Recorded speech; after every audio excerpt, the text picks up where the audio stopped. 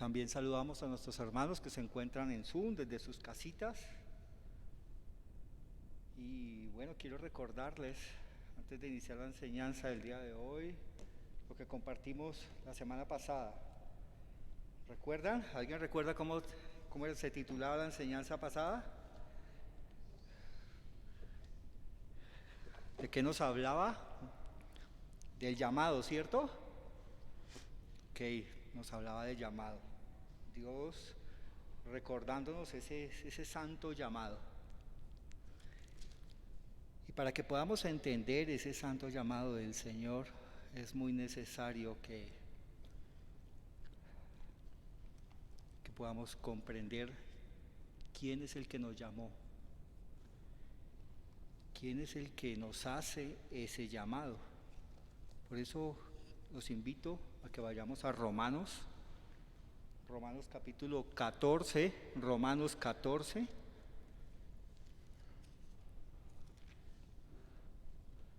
Dice la palabra del Señor, Romanos 14, voy a leer los versículos del 7 en adelante. Que Dios sea bendiciendo su santa palabra. Leo la palabra del nombre del Padre, del Hijo y del Espíritu Santo. Amén. Dice, porque ninguno de nosotros vive para sí y ninguno muere para sí. Versículo 8. Pues si vivimos, para el Señor vivimos, y si morimos, para el Señor morimos. Así pues, sea que vivamos o que muramos, del Señor somos. Amén. Bien, nos está recordando la palabra del Señor de quién somos. Y que vivamos o hayamos partido, nos recuerda a quién le pertenecemos. Nos está hablando del Señor, de Dios, de su autoridad. La palabra Señor nos habla de eso. Nos traduce la autoridad que Él tiene, el amo, dueño, soberano de todos aquellos que decidamos recibirle como nuestro Señor y Salvador. Y ese es Jesús. La verdad fundamental del Nuevo Testamento es que Jesús es el Señor. Esa es la verdad fundamental de la palabra. Jesús es el Señor. De por sí encontraba de que la palabra Señor en el Nuevo Testamento está 747 veces. O sea que si algo nos hace énfasis el Nuevo Testamento es que Jesús es Señor, es el Señor, es nuestra autoridad.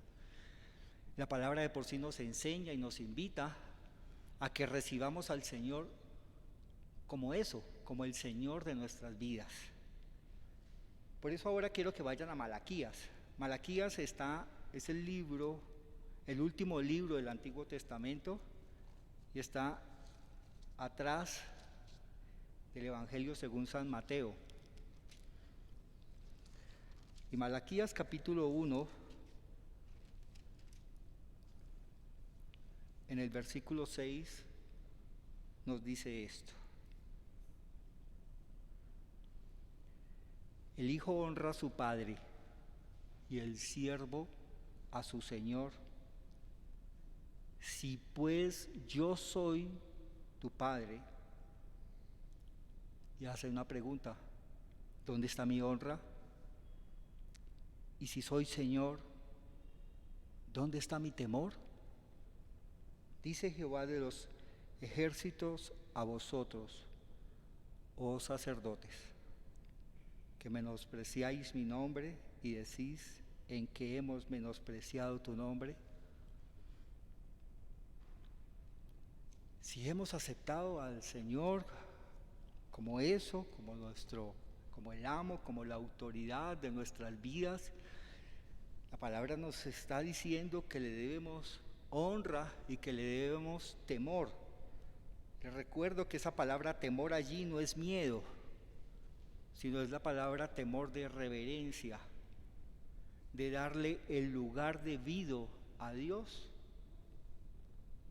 Entonces, Él nos recuerda en esta mañana, y me lo recordaba a mí cuando me daba esta palabra.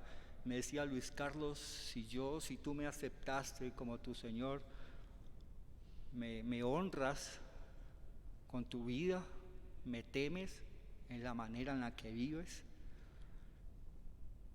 Y es algo que todos debemos cuestionarnos.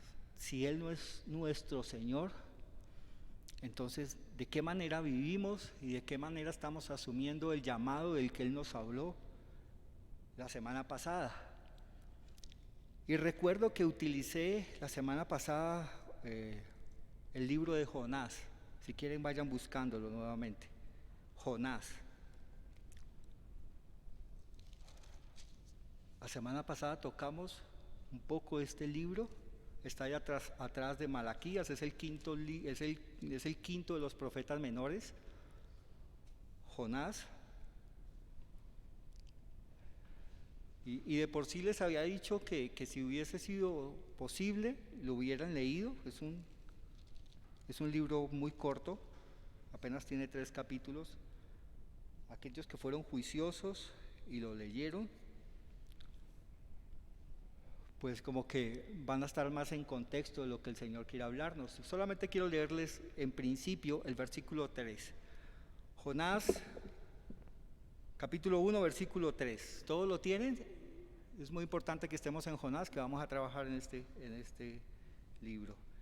Dice: y Jonás se levantó para huir a Tarsis y Jehová se levantó para huir de la presencia de Jehová a Tarsis. Y descendió a Jope y halló una nave que partía para Tarsis. ¿Y qué dice? Y pagando su pasaje, entró en ella para irse con ellos a Tarsis, lejos de la presencia de Jehová.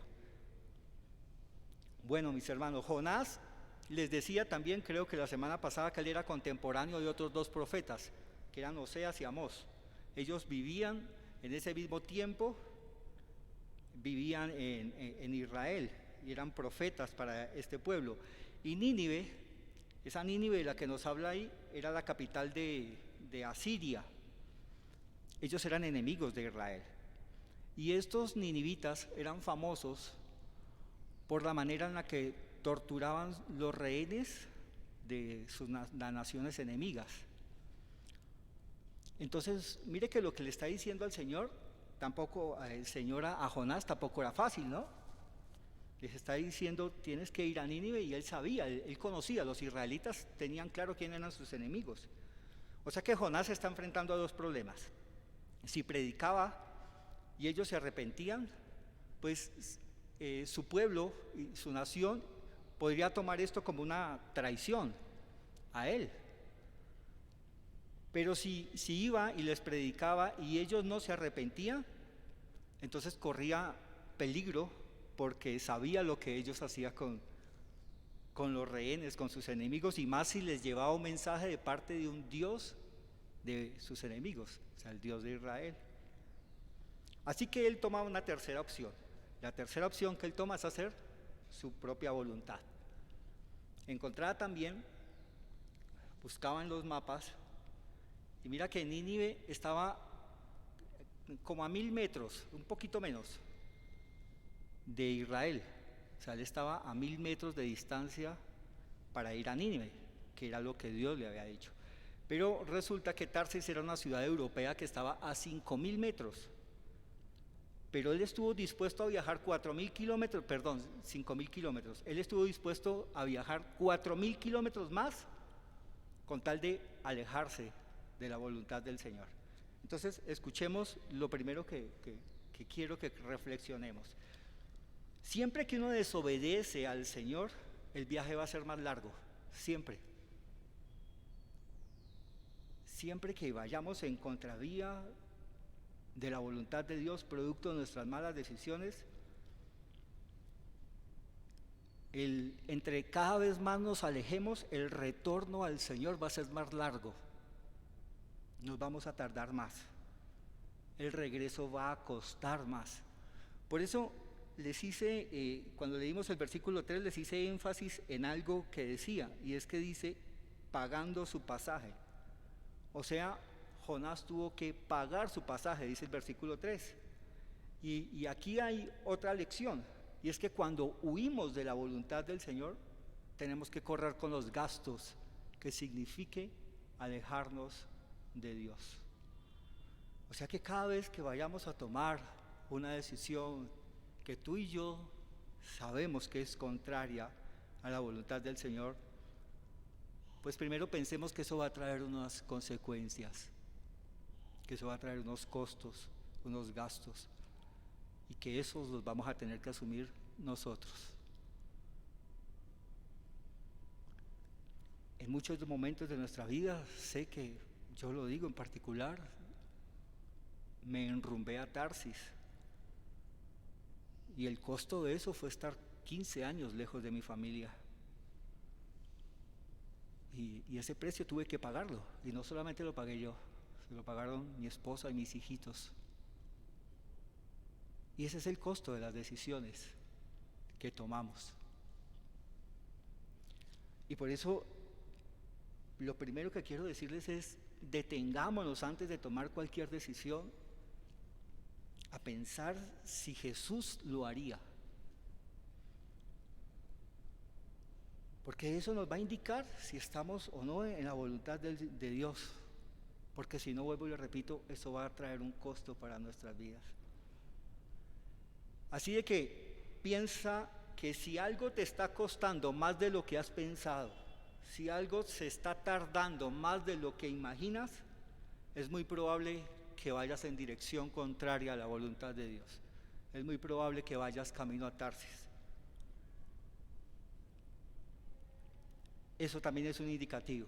O sea, si algo nos cuesta, por más de que perseveremos, que lo intentemos, pero nos está costando más, el precio es demasiado alto, el tiempo es más largo, muy seguramente vamos camino a Tarsis, a donde Dios no nos envió. Y recuerde, siempre que vayamos a Tarsis, eso tiene un costo en la vida, que estoy seguro que si nos sentáramos a evaluarlo, ninguno quisiéramos pagar ese costo. Pero muchas veces pasa eso, tomamos malas decisiones, pero ¿sabe qué? Muchas veces le echamos la culpa a Satanás, al enemigo, y a veces él ni se entera de esas decisiones que tomamos porque él no es omnipresente, él no puede estar en ningún lugar, el único que es omnipresente es Dios. Pero a veces puede ser eso, que estamos pagando las consecuencias de tomar una decisión equivocada y estamos camino a Tarsis. Porque la Biblia no dice que Dios le pagó el boleto a Jonás, sino la Biblia dice que Jonás tuvo que pagar su boleto. O sea, a veces invertimos tanto en cosas que no son de Dios y que no son la voluntad de Dios. Y tenemos que pensar esto, mis amados hermanos. ¿En qué estamos invirtiendo? Porque quizás estamos pagando el precio de algo que en lugar de traer bendición a nuestras vidas va a traer consecuencias. Y eso es lo que vemos en la vida de Jonás. Un hombre que toma su decisión propia, su decisión voluntaria de ir a Tarsis. Era tal su situación y su condición que lea el versículo 6, lean ustedes ahí. Mire, los mismos inconversos le están diciendo lo que tiene que hacer. Qué triste que alguien que no conoce al Señor te tenga que decir, oye, ora. Y el versículo 6 está diciendo que aquellos hombres que no conocían a Dios, le está diciendo a alguien que sí lo conocía, ¿qué le está diciendo? Dice, y el patrón de la nave se acercó y le dijo, ¿qué tienes, dormilón? Levántate y clama a Dios, quizá Él tenga compasión de nosotros y no perezcamos. Qué triste que alguien nos tenga que recordar que somos cristianos. Qué triste que alguien te tenga que ir a golpear a tu casa y decirle, hace rato veo que te alejaste de Dios, si quieres te acompaño. Qué triste que a veces nos tenga que recordar, pero Dios lo hará porque nos ama. Y aquí está Dios recordándole a un hombre que se alejó de su voluntad y a través de unos inconversos le está recordando a qué lo llamó. Y aquí también entendemos algo: apartarnos de la voluntad de Dios adormece. Y lastimosamente a veces uno ve hijos de Dios dormidos. A veces el pueblo de Dios está pasando por situaciones difíciles, a veces pasamos. Pero a veces como que uno los ve y se acostumbran a dormir, se acostumbran a sufrir. ¿Sí se acuerdan de Lázaro que estaba mendigando a la puerta de un rico? Era un hombre de Dios, pero se acostumbró a mendigar. Esta no era la vida que Dios quería para él, se los aseguro. Pero fue la decisión que él tomó. La Biblia antes dice que el Señor nos va a dar a nosotros para que nosotros le demos a otros. Amén. Eso dice. Pero a veces nos sentamos en una zona de confort y pasa este tipo de cosas.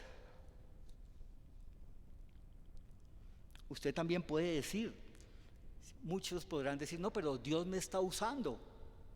Usted puede ser usado, pero eso no significa que esté haciendo la voluntad de Dios. Mire el versículo 15, versículo 16. Dice, y tomaron a Jonás y lo echaron al mar, y el mar se aquietó de su furor. Y temieron aquellos hombres a Jehová con gran temor, y ofrecieron sacrificios a Jehová, e hicieron votos. Yo veo aquí unos hombres inconversos que se están arrepintiendo, ¿cierto? ¿Por qué? Porque están viendo que Jonás está asumiendo las consecuencias de sus decisiones, pero en eso le hace a ellos entender que evidentemente el Dios de Jonás es el Dios verdadero. O sea que aún en la desobediencia Jonás está siendo usado.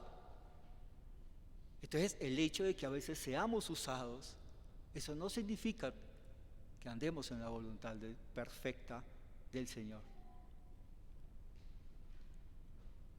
Versículo 17 dice, pero Jehová tenía preparado un gran pez para que tragase a Jonás, y estuvo Jonás en el vientre del pez 3 días y 3 noches. Ahora les voy a leer el versículo 2:10 del mismo Jonás, capítulo 2, versículo 10. Y mandó Jehová al pez y vomitó a Jonás en tierra. Aquí veo algo, veo un profeta desobediente y un animal obediente. Eso es lo que al leer esto yo veía esta situación. Tenía más claro ese pez quién era su Señor. Porque dice, en el 2:10 dice, y el Señor le dijo que hiciese, y el pez obedeció. Y todo esto tuvo que pasar para que mire versículo 1 del capítulo 2. Todo esto, antes usted no ve a Jonás haciendo esto, pero en el capítulo 1, en el versículo 1 del capítulo 2 dice, entonces oró Jonás a Jehová, su Dios, desde el vientre del pez. Pero usted no ve a Jonás orando antes de esa situación. Si usted mira todo ese capítulo 1, usted no ve a Jonás orando. Dios le dice a Jonás, ve a Nínive, pero usted no ve que Jonás ora en Jope antes de, Señor, ¿será que perdóname? Aunque sea le hubiese dicho, pero no veo que eso diga las Escrituras, perdóname porque no te voy a obedecer y voy a ir a Tarsis. No vemos a Jonás haciendo eso. Cuando Jonás ora, versículo 2, y dijo, invoqué en mi angustia a Jehová, y él me oyó. Desde el seno del Seol clamé, y mi voz oíste. La palabra Seol ahí es el lugar de los muertos.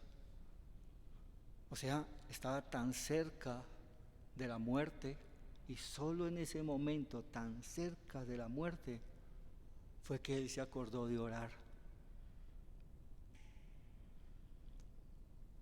Escuche, Dios nos está hablando. ¿Cuánto nos gusta orar? ¿O esperamos orar hasta que lleguen situaciones difíciles? Tiene que llegar la angustia, tiene que llegar la dificultad, tiene que ver como Jonás la muerte tan cerca para que doblemos rodilla.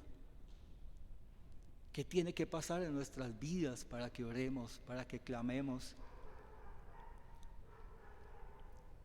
Pero también sé que muchos buscan del Señor solamente en los tiempos de aflicción y se olvidan de Él en los tiempos de abundancia. Pues Jonás tuvo que pasar una serie de circunstancias difíciles para que él entendiese que tenía que orar. En el versículo 7 del capítulo 2 que estamos leyendo dice: cuando mi alma desfallecía en mí, me acordé de Jehová. Mi oración llegó hasta ti en tu santo templo. Solamente hasta ese momento, cuando se sentía desfallecer, que dice: me acordé de Jehová. Porque a veces en la vida, muchos de lo último que se acuerdan es de Dios antes de tomar sus decisiones. Pues este es el testimonio que nos da este texto, este libro, a un Jonás que se ve envuelto en una situación difícil, pero que decide ir en contravía de la voluntad del Señor, decide pagar el costo de lo que significa huir de Dios, y que en su momento de angustia, de mayor dificultad, ahí es cuando recuerda que debe orar, y Dios lo escucha, y Dios escucha el clamor de este hombre, de este siervo suyo, de aquel que tenía un llamado, pero aquel que había decidido alejarse 4.000 kilómetros de él, y 4.000 kilómetros lejos de él o huyendo a él es cuando se acuerda de orar. Y por eso finalmente en el versículo 9 dice: mas yo con voz de alabanza te ofreceré sacrificios, pagaré lo que prometí. Las salvaciones de Jehová. Ahí entiende esto. Ahí entiende de que él se había comprometido con el Señor, de que él tenía un llamado y que tenía que aceptar ese llamado, pero para poder aceptar ese llamado, iglesia, tenía que entender quién era su Señor. No sé si tú y yo lo tenemos claro, quién es nuestro Señor. A veces se nos ha enseñado de que tenemos que aceptar a Jesús como nuestro Salvador, pero ese no es un mensaje bíblico. La Biblia lo que dice es: acepta a Jesús como el Señor de nuestra vida. Él nos da salvación producto de aceptarlo como Señor. Pero a veces queremos es aceptarlo como Salvador, pero no como Señor. Porque aceptarlo como Señor es cuando yo me rindo a Él y no hago mi voluntad, sino hago la voluntad de aquel que he aceptado como Señor de mi vida. Entonces a veces tenemos esas malas ideas o quizás malas enseñanzas, pero usted no va a encontrar en la Biblia que Él nos esté diciendo que lo aceptemos como su Salvador. Él está diciendo que Él nos va a salvar si le aceptamos como el Señor de nuestras vidas. Él es el Señor y el Señor proveerá salvación. El Señor da salvación, pero tenemos que aceptarle como eso. Y al aceptar como eso, estamos aceptando es su voluntad. Y aquí empezamos a ver en el capítulo 3 de Jonás a un Jonás que entiende esto. Dice: vino palabra de Jehová por segunda vez a Jonás diciendo: levántate y ve a Nínive, aquella gran ciudad, y proclama en ella el mensaje que yo te diré. Y que dice, versículo 3: y se levantó Jonás y fue a Nínive conforme a la palabra de Jehová. Y era Nínive una ciudad grande en extremo, de 3 días de camino. Entonces, cuando regresemos a la voluntad del Señor, Él no nos va a llevar a donde nos mandó, nos va a costar. Él tuvo que caminar, Él tuvo que ir, Él tuvo que esforzarse para ir en pos de ese llamado que tenía. Esto también nos debe llevar a reflexionar que Dios no cambió el llamado de Jonás. Mire que Él en ningún momento dice: bueno, por lo que tú hiciste cambié de pensar, entonces ya no vas a ir a Nínive, sino vas a ir a otro lugar. No.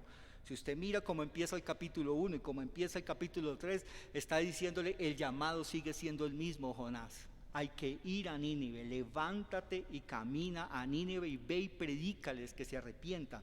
O sea, el llamado fue exactamente el mismo, o sea, el llamado no cambió. Hace 8 días les decía, tu llamado no va a cambiar, es el mismo.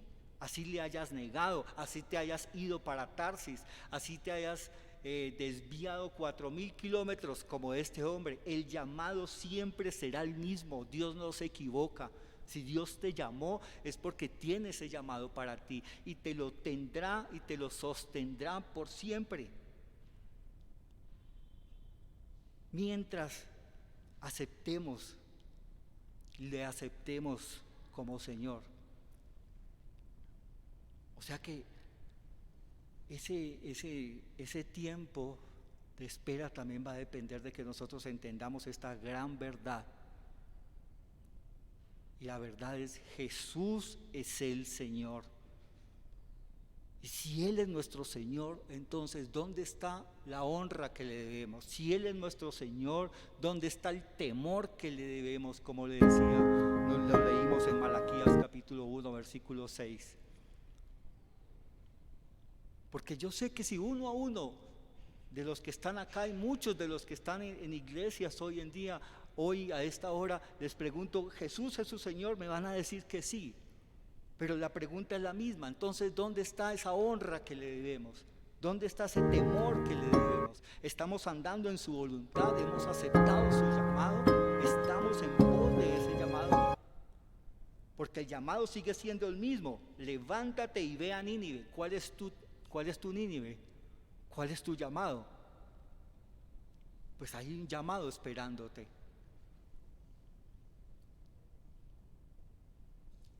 Y será nuestra decisión. Cuando entendamos lo que entendió Jonás, lo que entendió Pedro, del que les hablé hace 8 días, un Pedro que tenía un llamado a ser pescador de hombres, pero que cuando se sintió solo volvió atrás a su actividad antigua, a su pasado, y lo volvió a encontrar otra vez en una barca, volviendo a su labor anterior, retrocediendo al llamado que tenía. Pero Pedro lo entiende y Jonás lo entiende, y el llamado para Jonás era el mismo, como el llamado para Pedro era el mismo, como el llamado para ti y para mí es el mismo. Y no hay excusas en que nos hayamos desviado, no hay excusas en que hayamos tomado una decisión contraria en algún momento. Ahí está tu llamado. ¿A qué te llamó el Señor? Les decía hace 8 días. ¿A qué nos llamó Dios? No nos llamó a estar sentados en una butaca, nos llamó a servir, a pescar, a evangelizar, a hablarle a este mundo de que hay un Dios, que hay un Señor que la gente necesita conocer, debe de conocer. ¿Y quién lo hará? Nosotros. Ese es nuestro llamado. Y Jonás está aquí, envuelto en esta situación, pero aquí ya está entendiendo. Y por eso algo que anotaba, y es: aprendamos a obedecer al Señor en el primer llamado, porque si esperas ese segundo llamado vas a tener que pagar el pasaje, como lo tuvo que pagar Jonás. Leímos en Jonás 1:3 y él pagó su pasaje. O sea, si esperamos a aceptar ese llamado, va a haber un precio, va a haber un costo. Y muy seguramente llegarán consecuencias de eso. Jonás las vivió por no aceptar ese llamado la primera vez que se le hizo. Pero sin embargo, cuando él entiende, cuando él reconoce, vemos un Dios misericordioso, un Dios que reincorpora al profeta a su llamado, un Dios que sigue usando a su profeta, porque ese era el llamado que él tenía. No le importó que él se hubiese desviado,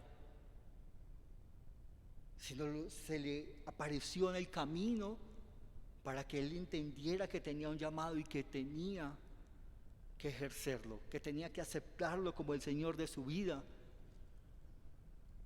y así ir camino a la voluntad de Dios. Y por eso el versículo 5, capítulo 3 de Jonás, versículo 5 dice: y los hombres de Nínive creyeron a Dios y proclamaron ayuno y se vistieron de cilicio desde el mayor hasta el menor de ellos. Mire cómo Dios lo usó.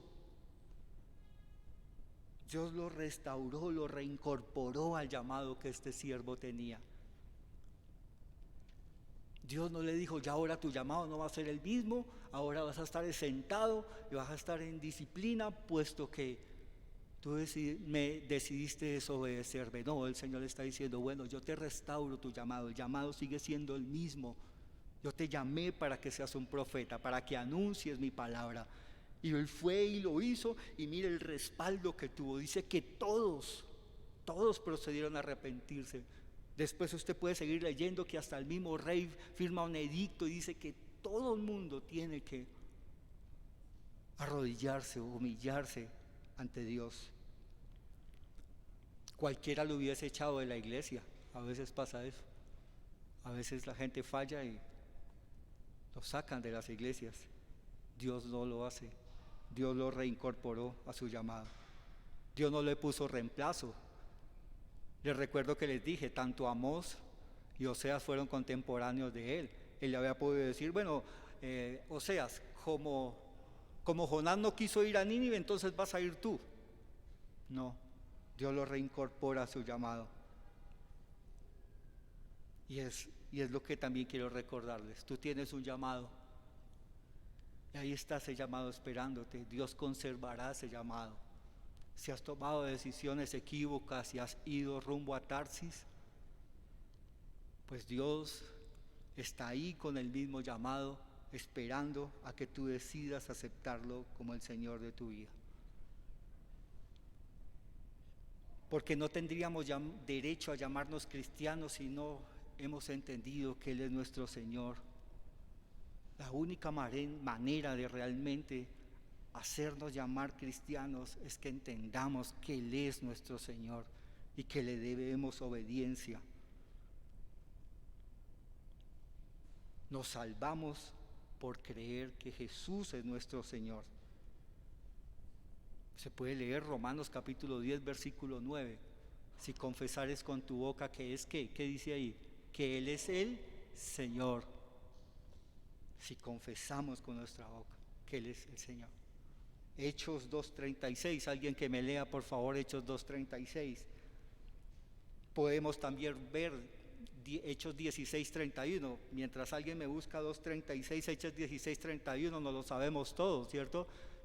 Que dice: cree en el Señor Jesucristo, cree en el Señor Jesús y serás salvo tú y tu casa. ¿Qué dice Hechos 2:36, mi hermano?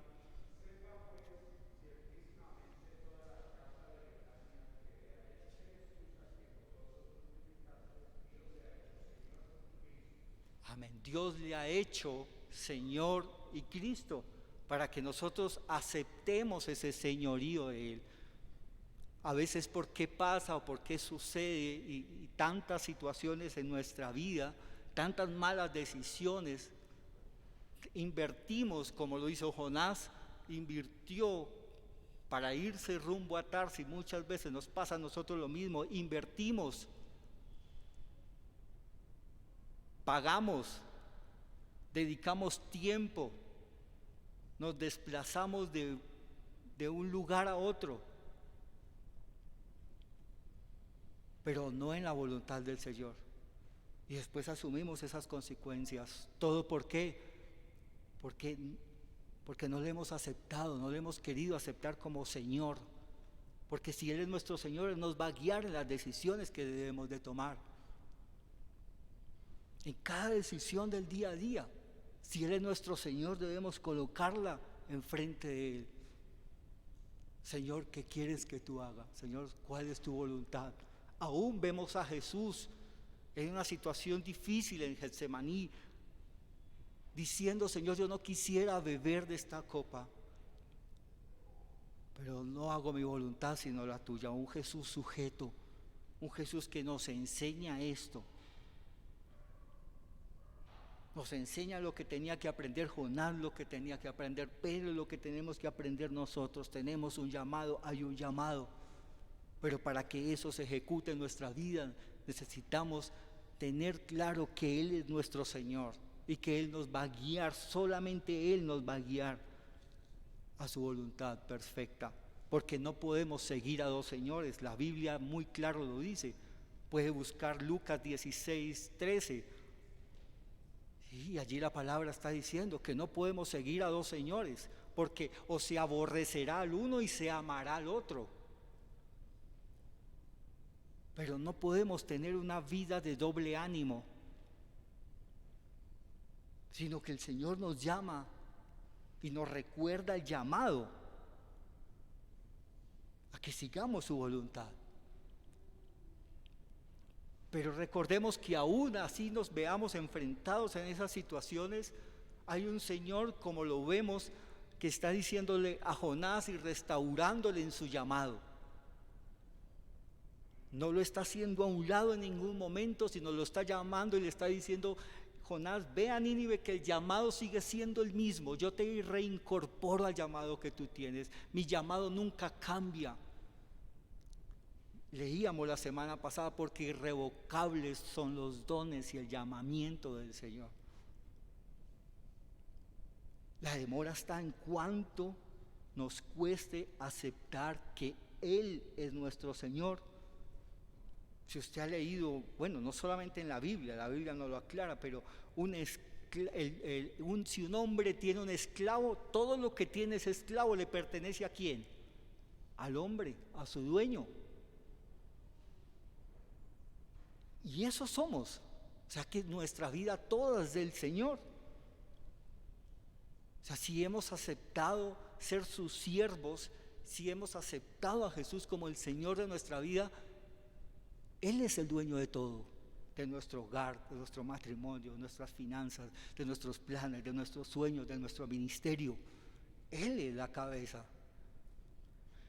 De por sí he notado que lo que hacemos con nuestras posesiones es un buen indicador de si Jesús es nuestro Señor. Porque muchos pueden decir: yo le doy el 10% al Señor. Bueno, pues Él es el Señor de tu 10%, y el otro 90%. Porque Él no quiere enseñorear tu 10%, Él quiere ser Señor de tu 100%. No les estoy hablando de dinero, les estoy hablando de algo mucho más, de todo nuestro ser. Pero cuando tú ofrendas, vienes a la casa de Dios y ofrendas, lo que Dios ha puesto en tu corazón, eso es una expresión, escúchenme bien, eso es una expresión tangible y visible de que Él es nuestro Señor y que nos sometemos totalmente a Él, de que nos rendimos totalmente a Él.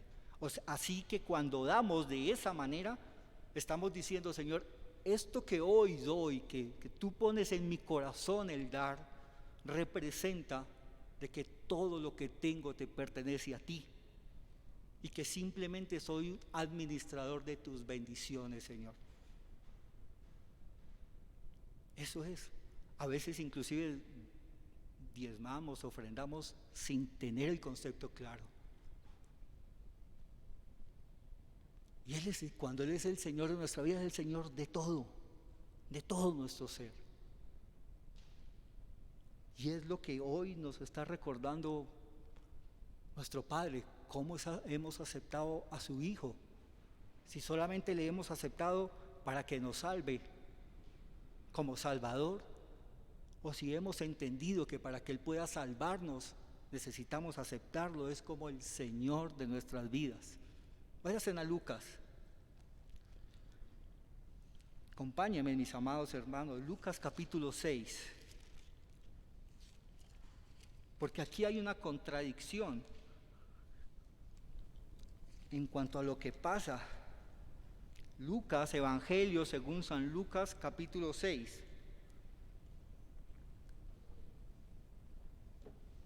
Amén. Versículo 46. Hace una pregunta: ¿por qué me llamáis Señor, Señor, y no hacéis lo que yo digo? Jesús les está diciendo esto.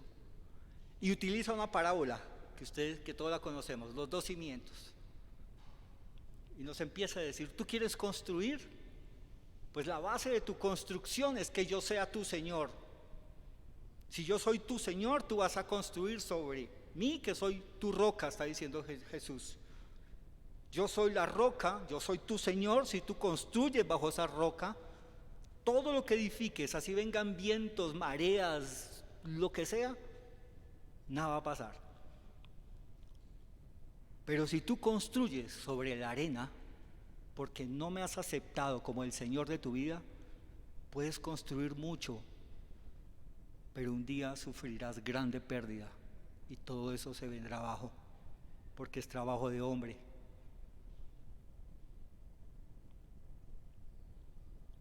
Y el trabajo del hombre es temporal. Por eso la pregunta ahí que les decía el Señor Jesús en su momento: ¿por qué me llaman Señor? Porque es que los veo desobedeciéndome. Está diciendo Jonás, ¿por qué me dices Señor? Y en lugar de irte a Nínive te fuiste a Tarsis, preferiste desviarte 4,000 kilómetros. Preferiste pagar el precio, el costo de una mala decisión a hacer mi voluntad, Jonás. Entonces, yo no soy